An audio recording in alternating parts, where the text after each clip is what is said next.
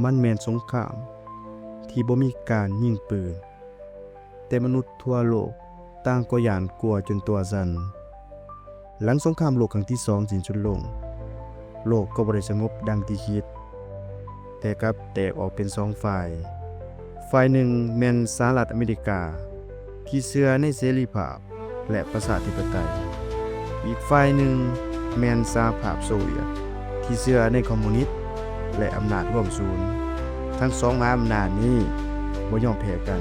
ต่างก็เล็งสะสมอาวุธนิวเคลียร์จนโลกทั้งโลกแทบจะระเบิดแข่งขันกันส่งดาวเทียมขึ้นสู่ท้องฟ้าแข่งขันกันส่งมนุษย์ขึ้นสู่อวกาศแม้แต่กีฬาก็ยังกลายเป็นสนามรบทางอุดมการณ์และพวกเขาบ่ได้สู้รบกันโดยกงแต่ใส่ประเทศน้อยๆเป็นสนามรบตัวแทนเช่นเวียดนามเกาหลีอัฟกานิสถานกลายเป็นเหยื่อทุกคนทั่วโลกตกอยู่ในยุคแห่งความหวาดกลัวพอเพียงแต่คนเดียวกดปุ่มโลกทั้งใบก็อาจจะดับสูญได้แต่มันจบลงได้แนวใดในปี1991สหภาพโซเวียตได้ล่มสลายลงสงครามเย็นได้สิ้นสุดลงโดยบ่มีไผเป็นผู้ชนะแต่นี่คือคำเตือนจากอดีตสงครามบ่ได้มีเพียงแต่ในสนามรบแต่มันยังแฝงอยู่ในแนวคิดความหวาดกลัว